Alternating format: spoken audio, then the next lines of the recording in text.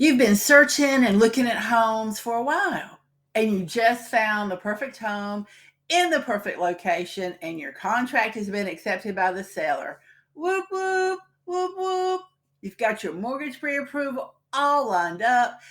Everything's going great, but wait a minute, not so fast.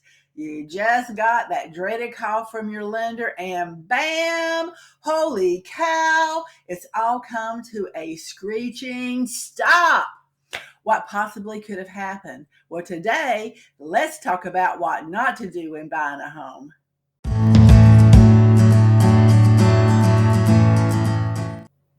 Thank you for joining me today. For those of you who don't know me, I'm Sue Singleton, realtor with Coldwell Banker Seacoast Advantage here in beautiful southeastern North Carolina.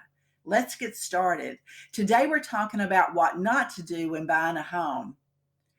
You've got the contract on the perfect home in place. It's in the perfect location. Everything's going good. Everything's going great. But keep in mind that there are a few things you should not do because it may cause that wham, holy cow, stop the presses, and it brings the whole lender process to a screeching stop. Now, here are some essential things not to do when getting a mortgage loan.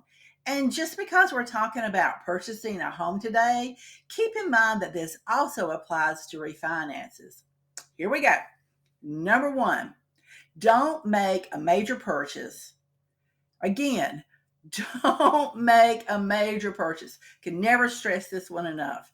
This will change your credit score and can possibly disqualify you from a mortgage, even if you're already pre qualified or pre approved. I've seen this happen many, many times. A major purchase can impact your credit score for several months. If you're under contract for that perfect home that you've been looking for and you've got to wait several months, odds are the seller isn't going to go through with that contract. Number two, this kind of goes along with number one. Don't allow any credit inquiries after loan approval. So prior to the close of escrow, your lender will run your credit report one more time to ensure that no new purchases or inquiries have been made. Yep, I said it, just inquiries as well.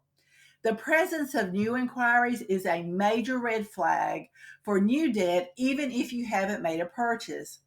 New debt may seem to a lender as an inability to make a mortgage payment because it appears that you've added new debt, that you've taken on new debt. Approval for a loan is based on debt to income ratio, which you've probably heard referred to as DTI. New circumstances may mean a lack of stability to a lender. So this can lead to an outright loan denial from your lender. So do not go shopping for major appliances. Do not go shopping for furniture. Do not go buy a new car. Do not go buy any luxury items until after the loan closes, everything's been recorded, and everything has been completed. Number three, don't change jobs unless it's absolutely necessary. Now, sometimes there are circumstances that make it unavoidable, but keep in mind a consistent work history is crucial to lenders. Now, again, I know that sometimes it is unavoidable, and that's okay. The key here is that lenders are looking for consistency with no big gaps in between jobs.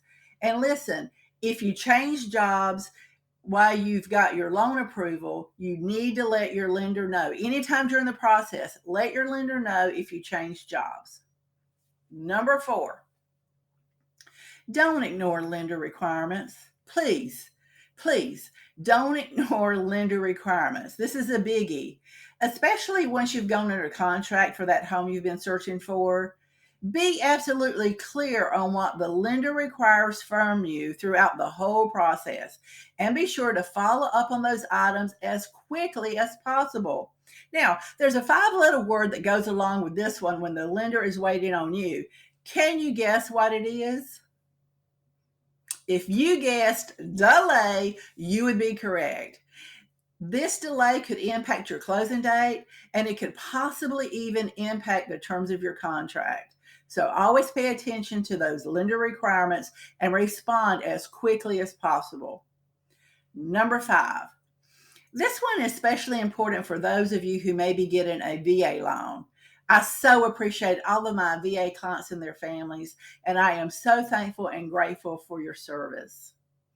Many VA lenders will deny an applicant with a 30-day late payment on a mortgage loan in the last 12 months. Now, there are some lenders that will with an acceptable explanation to underwriters, may still qualify you for the VA loan, but they're hard to find. Truly, they are really hard to find.